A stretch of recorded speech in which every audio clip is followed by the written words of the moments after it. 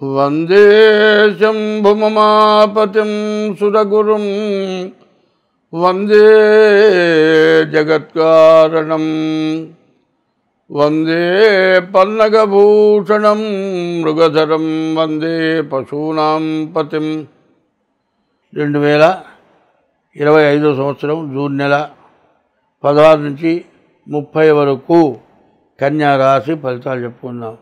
ఈ కన్యా రాశికి రవి బుధులు చాలా బాగున్నాడు, రావు బాగున్నాడు. మరి ఈ రవి బుధులు ఉంటే వ్యాపారం బాగా సాగుతుంది. కుజులు ఏకాదశిలో ఉన్నారు, ఒక ఇల్లు ఖచ్చితంగా కొంటారు. ఈ గోచార రీత్యా చెబుతున్నా, జన్మలగ్న రీత్యా ఎట్లా ఉందో తెలియదు. మరి సప్తమంలో మాత్రం శని ఉన్నాడు. పెళ్ళాన్ని నీతో ఉంటుందో, పెళ్ళాన్ని నీతో కాపురం చేస్తుందో, మీ పెళ్ళాం మొగుడికి విడబడతారో, ఏముంది, ఎంత ఉంటే ఏం లాభం? పెళ్ళాం లేకపోతే ఏమీ లేదు. ఎందుకంటే పెళ్ళాము కొంతకాలమేనండి. ఆ యవ్వనంలో భార్యతో సుఖం అనిపిస్తానంటావు, ఇది సుఖం కాదండి. ఆ తర్వాత ఉంది నీకు కష్టం, మామూలుగా లేదు. ఎందుకంటే అప్పటిదాకా తలకాయించి మెళ్ళో మంగళసూత్రం కట్టించుకొని తర్వాత నీ తేడా ఉంటే మాత్రం నీ అంతు చూస్తుంది. కాబట్టి ఈ శని సప్తమంలో ఉండటం చేత భార్యాభర్తలకు ఏదైనా తేడాలు రావడానికి అవకాశం ఉండొచ్చు. ఇది జనరల్గా చెబుతుంది గోచార రీత్యా. ఇది కాకుండా జన్మలగ్న రీత్యా కూడా చూపించుకోండి. ఈ సింహరాశికి మరి కన్యారాశికి వచ్చేటప్పటికల్లా 6 రాహు ఉన్నాడు. ఈ రాహు వల్ల కొంత మేలు జరగవచ్చు. అట్లాగే ఇప్పుడు శుక్రుడు బాగాలేడు, శని బాగాలేడు. ఈ గ్రహాల వల్ల చాలా ఇబ్బందులు ఉన్నాయి. కాబట్టి రవి బుధులు కూడా బాగాలేరు, వ్యాపారాలు కూడా నష్టపడతాయి. వ్యాపారం చేసేవాడు లఘు బిగులు తెలుసుకొని చేయాలి. ఏ సీజన్లో ఏది అమ్మితే డబ్బులు వస్తాయి అది చూడాలి. ఇప్పుడు వర్షాకాలం ఉందండి, కొన్ని ఊళ్ళల్లో వరదలు విపరీతంగా వస్తాయి. వరదలు విపరీతంగా ఉన్నా కుండలో పెట్టిన కప్పు ఉప్పు కూడా నీరైపోతుంది. ఉప్పు అంత తక్కువ రేతో, మరి వరదలు వచ్చి నెమ్ముండే చోట ఉప్పు అంత ఖరీదు ఉంటుంది. అట్లాగే ఎక్కడ ఏ వ్యాపారం చేస్తే అక్కడ బాగుంటుంది చూసుకొని బిజినెస్ దారులు ఒకప్పుడు దేశాలు తిరిగి వ్యాపారం చేశారు, అందరికి కావాల్సిన సమకూర్చారు. కాబట్టి ఈ రాశివాళ్ళకి పరిస్థితి, శుక్రుడు అష్టమంలో ఉన్నాడు, శని సప్తమంలో ఉన్నాడు, రవి బుధులు మాత్రం కాస్త బాగున్నారు. ఈ రవి బుధులు ఏకాదశిలో కుదురుతున్నాడు. ఇల్లు కొనుక్కుంటానికి, వ్యాపారం చేసుకుంటానికి, చదువుకుంటానికి అన్ని విధాల బాగుంది. ఈ బాగున్న దాన్ని సద్వినియోగం చేసుకోవాలంటే మీ డేట్ ఆఫ్ బర్త్ ద్వారా మీ జాతకం చూపించుకోవడం చాలా అవసరం. అట్లా చూపించుకోవాలంటే మా ఫోన్ నెంబర్ ఉంది 6300061241. ఇది కాకుండా ఇంకో నెంబర్ ఉంది 7801071946. ఈ నెంబర్కి కానీ ఫోన్ చేసి మీరు మీ జాతకం చెప్పించుకొని మీరు నష్టపడకుండా, ఇప్పుడు లాభం వచ్చేది అట్లా ఉంచండి. లాభం వచ్చింది దండగమని ఖర్చులు పెట్టకూడదు. మరి రానప్పుడు ఎట్లా రావాలో చూసుకోవాలి. పెద్దవాళ్ళు సర్వస్వం పోగొట్టి కోట్లు, కొన్ని వందల కోట్లు పోయి చివరికి ప్లాట్ఫారం మీద చచ్చిపోయిన వాళ్ళు ఉన్నారు. ఏమిటి కర్మ అంటే అజాగ్రత్త. అజాగ్రత్త లేకుండా ఉండాలంటే జాగ్రత్త కావాలి. జాగ్రత్త కావాలంటే జ్యోతిష్యం కావాలి. జ్యోతిష్యం కావాలంటే డేట్ ఆఫ్ బర్త్ కావాలి. డేట్ ఆఫ్ బర్త్ లేకపోతే హస్త సామగ్రి కావాలి. వీటిల్లో దేంతోనైనా సరే మీ జాతకం చెప్పించుకుంటే మీకు అన్ని విధాలా బాగుంటుంది. అయితే ప్రతి రాశికి కూడా ఎక్కడో చోట సమస్య ఖచ్చితంగా కనబడుతుంది. కాబట్టి నేను ఆనందంగా ఉన్నాననేవాడు చాలా తక్కువ. కాబట్టి ఎప్పటికప్పుడు మీకేమాత్రం కష్టం వచ్చినా వెంటనే జాతకం చూపించుకోవడం చాలా అవసరం. అది చాలా మంచిది. అయితే ఈ కన్యా రాశి ఎటువంటిదో చెప్తా. ఒక్కొక్క రాశికి ఒక్కొక్క లక్షణం ఉంది. ఈ కన్యా, మిథునం అంటే మూడో పెళ్ళాం దంపతులు, కన్యా అంటే ఆడమనిషి. ఈ కన్యారాశికి ఒక స్వభావం ఉంటుంది. అయితే కన్యారాశి చాలా గొప్పది. ఎందుకంటే ప్రతి స్త్రీ కూడా తల్లిగా చూసుకోరా అన్నట్ట కొడుకును. తండ్రి కొడుకన్నట్ట, నాన్న నీకెంత స్వార్థం అన్నట్ట. ప్రతి స్త్రీ నీకు తల్లి, నాకు తల్లి అయితే అందరూ నీకు పెళ్ళాలే కదా, నాకు పెళ్ళాం ఎట్లా దొరుకుతుంది అన్నట్ట. దురాలోచన గలవాడు ఆ మాట అంటాడు. భార్యను ఒక్కదాన్నే భార్యగా చూడు, ప్రతి స్త్రీని కూడా తల్లిగా చూడు. ఎందుకంటే ఉత్పత్తి లేకపోతే బతుకుదెరువు లేదు. ఈరోజు కూడా చెబుతున్నా, ముస్లిమ్స్ చాలామంది ఎక్కువ సంతానానికి అంటారు, ఎక్కువ కష్టపడతారు. ఏమి లేదండి, ఒక చపాతీ కూరతో వాడు తిని బతుకుతారు. పిల్లలు ఎంతో కష్టపడతారు, ఏ కూలి పనైనా చేస్తారు. మెకానికల్లో చూద్దామా, వాళ్ళే ఉన్నారు. సైకిల్ షాపుల్లో చూద్దామా, వాళ్ళే ఉన్నారు. సైనికుల్లో చూద్దామా, వాళ్ళు ఉన్నారు. ఇన్ని రకాలు ఉన్నవాళ్ళు ఇంతమంది సంతానం కలుగుతున్నారు.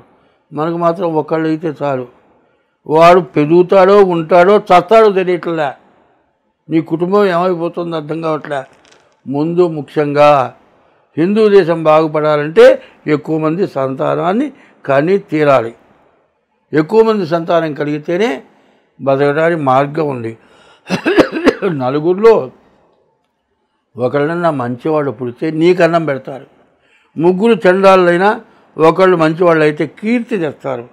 అందుకోసమని పెద్దవాళ్ళు నలుగురు సంతానాన్ని, నలుగురు కాదు 10 మంది, దాదాపు మా తాతగారి టైంలో ఒక తల్లికి 7-8 మంది సంతానం కలిగారు. ఇప్పుడు ఒకళ్ళు లేకపోతే 2. కొంతమంది అసలు పిల్లలే వద్దు, అసలు రోజుకోవతో తిరుగుదాం. ఈ పరిస్థితి వస్తుంది. దాన్ని మార్చుకోండి, చాలా మంచిది. ఇప్పుడు ఈ 12 రాసులకి, భూమి మీద పుట్టిన జీవరాశులకి, నీటిలో పుట్టిన జీవరాశులు, ఆకాశంలో పుట్టిన జీవరాశులు, భూమి పైన పుట్టిన జీవరాశులు, జీవులు 84 లక్షలు చావు పుట్టుకోలు. ఇక్కడ 84 లక్షల జీవరాశులు ఉన్నాయి. దైవం సృష్టించాడు. 84 లక్షల జీవరాశులు అయితే 84 లక్షల జీవరాశులు, ఈ 84 లక్షల జీవరాశులు ఎట్లా ఉన్నాయి? ఆకాశంలో 21 లక్షలు, భూమి పైన చెట్లతో సహా 21 లక్షలు, భూమి లోపల 21 లక్షలు, నీటి లోపల 21 లక్షలు. కానీ ఈ భూమి మీద పెట్టిన జీవరాశుల్లో నీవు తినే ఆహారంలో నీకు ఒంటెల్లోనూ జీవరాశి పుడుతుంది, లెటిన్లో నుంచి కూడా జీవరాశి పుడుతుంది. నీ శరీరంలో అరుగుదల లేకపోతే పురుగులు ఉన్నాయిరా, పురుగులు పోవటానికి మందులు, ఇంతప్పుడు తోకపాములు పడతాయి, వాతం ఎక్కువైపోయి నులి పురుగులు పడతాయి. ఇవన్నీ ఎందులో పడుతున్నాయి? నీ తిండి సక్రమంగా లేకపోతే. ఇష్టమైన తిండి ఏం తిన్నది? ఒకటే తింటే అట్ట 4 రకాలు తినాలి. ఈ 4 రకాలు తింటున్నాం కదా అని ఇంకా ఇవి చాలే. ఒకప్పుడు మానవులకి అడవులు ఉండటం చేత, అడవుల్లో ఎండాకాలం వచ్చినప్పుడు, ఎండాకాలంలో ఆకులు లేక, పండ్లు లేక, కాయలు లేక ఇబ్బంది పడితే ప్రాణం నిలుపుకుంటానికి ఒంటెల డొక్కలు కొట్టి నీళ్ళు తాగారు. జీవరాశుల్ని చంపి ఆహారం తిన్నారు. ఇవాళ ఒంటెల్ని కొట్టి నీళ్ళు తాగాల్సిన అడవి కాదు, దేశంలో నీళ్లు దొరుకుతున్నాయి, తినడానికి శాకాహారం దొరుకుతుంది. కానీ మాంసాహారం ఎందుకు తింటున్నావు? డాక్టర్లు ఏం చెబుతున్నాడు? ఏదైనా దెబ్బతిన్నప్పుడు మాంసాహారం తినమంటున్నాడు. మాంసాహారం తినకుండా కూడా తగ్గించుకుంటానికి వీలవుతుంది. సరే, ఆయన చెప్పారండి, మాంసాహారం ఒక మేకను దేన్నో తీసుకొచ్చి కోసుకుని తినడానికి నీ దగ్గర డబ్బులు లేవు, హోటల్కి పోతున్నావు, హోటల్లో పోతే పిల్లి మాంసం తీసుకొచ్చి పెడుతున్నారు, కుక్క మాంసం తెచ్చిపెడుతున్నారు హోటళ్ళల్లో. ఇవన్నీ తింటే ఏమవుతున్నా? ఎన్ని రోగాలకు గురవుతున్నా? క్యాన్సర్ వస్తుంది, రకరకాలైన వ్యాధులు వస్తున్నాయి. ఆఖరికండి మనం పండించే పంట విషం సంబంధించినటువంటి మందులు వేస్తున్నారు. మరి మిరపకాయలకేసే మందు గాలి తగిలితే చచ్చిపోతారు. స్వతహాగా దానంతా పెరిగి పంట రావట్లే. ఆ పంట తిని మనం పనికి రాకుండా పోతున్నాం. పడించి ఒకటే చెబుతున్నా, ఎవరింట్లో వాళ్ళు 4 పూల చెట్లు వేసుకొని మందులు లేకుండా పండించుకొని తినాల్సిన రోజులు వచ్చినాయి. ఎవరింట్లో వాళ్ళు నీళ్లు ఫిల్టర్ వేసుకొని తాగాల్సి వచ్చాయి. ఎవరి పిల్లలతో కూడా కాపురం చేయాల్సి వస్తుంది. ఎవరి చెట్టు నీళ్ళు చెట్టుతో పండిన పంట తినాలి, ఎవరింట్లో నీళ్ళు వాళ్ళు ఫిల్టర్ వేసుకొని తాగాలి, ఎవరి పిల్లలతో వాడు ఉండాలి.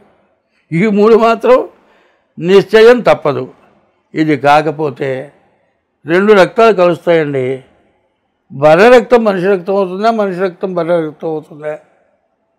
అసలు ఎక్కడ దాకా ఎందుకండి, బర్రె గొడ్డ దగ్గర పాలు తీస్తున్నారండి. ఆ పాలు తీయాలంటేనండి ఓ ఇంజక్షన్ ఉంటుంది. ఆ ఇంజక్షను ఒక కత్తిలాగా ఉంటుంది. ఇట్లా పెట్టి బలవంతాన పొడిస్తే మనిషి చస్తాడు. ఆ బర్రెకి ఇంజక్షన్ ఏం చేస్తున్నారు, ఇట్లా పట్టుకుని ఇట్లా పొడుస్తాడు. పొడిచి ఆ ఇంజక్షన్ ఎక్కిస్తాడు. ఇక చూడు పాలు దారొస్తాయి. ఆ పాలు వెంటనే తాగామనుకో ఆ రోగం నీకు వస్తుంది. నేను ఇన్ని విధాలు చెబుతున్నా. పాలు కలిసిపోయినాయి. పాలు కరెక్ట్ కాదు, నీ తిండి కరెక్ట్ కాదు, నీ ప్రవర్తన కరెక్ట్ కాదు. అందరం బాగుండాలి అంటే ఆఖరి చెట్ల ఆకులు తినాల్సిన రోజులు వచ్చినాయి. ఆ చెట్ల ఆకులైనా సరే ఇంట్లో పండించుకొని తినాల్సిందే.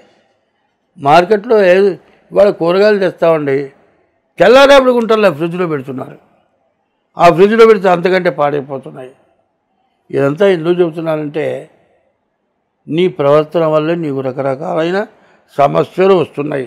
కాబట్టి ముందు తిండి, 2 గుడ్డ, 2 డబ్బు, ఇంకోటి భార్య, వీటన్నింటినీ జాగ్రత్తగా ఉంటే ఏ సమస్య రాదు. ఇటువంటి తప్పులు చేస్తే కుదరదు. ఈ తప్పులు చేయటం వల్ల నాశనం అయిపోతున్నాం. దైవాన్ని నమ్మండి, జ్యోతిష్యాన్ని నమ్మండి. మనుషులు పెద్దవాళ్ళు చెప్పే మాట ధర్మమా అధర్మమా ఆలోచించండి. ధర్మానికి కట్టుబట్టండి. ధర్మో రక్షతి రక్షితః, ధర్మస్య జయోస్తు, అధర్మస్య నాశోస్తు, ప్రాణిషు సద్భావనాస్తు, విశ్వస్య కళ్యాణమస్తు. ఈ మాటలు గుర్తుపెట్టుకోండి. అందరం బాగుంటాం. స్వస్తి.